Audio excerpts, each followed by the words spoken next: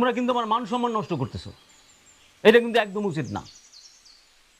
একদিকে নদিয়া জুলেখা তোমাকে বিয়ে করতে চায়, কিন্তু ওরা এক বাড়িতে যাবে না। আবার তোমরা ওকে ছাড়তেও পারবা না। একটা সার্কাস চলতেছে, মনে হচ্ছে ভরা হাটের মধ্যে তোমরা 4 জনে আমার লুঙ্গি ধরে টানাটানি করতেছো, কখন জানি খুলে যায়। একদম ঠিক কথা বলছেন, এটার একটা মুখ্যম সুরাহা হওয়া দরকার। আমার একটাই সিদ্ধান্ত, আগামী শুক্রবারে তোমাকে বিয়েটা হয়ে যাক। কি অসম্ভব আব্বা, তুমি এটা কি কইতাছো? এই দরজার মহিলা যেই বাড়িতে বউ হয়ে যাইবো ওই বাড়িতে আমি মইরা গেলেও যাবো না।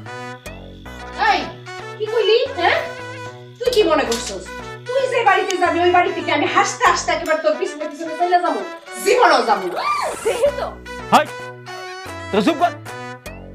এই কয়ে কত 10 বছর কাটা দিছিস, এখন এক বাড়িতে যাবি, মিলেমিশে থাকবি। অন্তত এই বাড়িতে যেমন করে আসিস ওই বাড়িতে সেমনি করে থাক। আমি অন্তত শান্তি পাবো যে তোরা 2 জন এক বাড়িতে আসিস। আলহামদুলিল্লাহ চাচা, আপনি যে সিদ্ধান্ত নিছেন খুবই ভালো সিদ্ধান্ত। একদম ঠিক সিদ্ধান্ত, আমরা বাপ ছেলে খুবই খুশি। যাও, তোমরা ঘরে যাও, গিয়ে বিয়ের প্রস্তুতি নাও। আমরা বাপ ছেলেরাও বিয়ের প্রস্তুতি নিয়ে দ্রুতই ফেরত আসতেছি।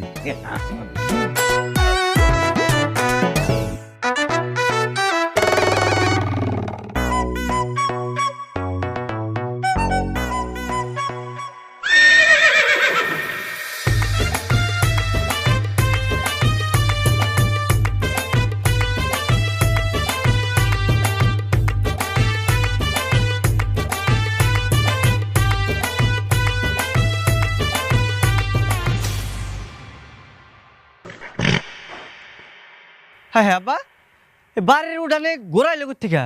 হ্যাঁ, ভাড়ায় আনছি। তোর ওই নতুন মায় কইছে আমি যেন ঘোড়াই চাইপা তারে বিয়া করতে চাই। সি সি আব্বা, এটা একদমই অসম্ভব। তুমি তো এটা তো একটা মানিজ্যতের ব্যাপার হয়ে দাঁড়াইলো না, মানে বাপে ঘোরাই ঘুরে যাইবো আর পোলায়। ভ্যানু করে যাবি? সি সি সি আব্বা, আমি ভ্যানে যাবো, এটা এটা হইলো?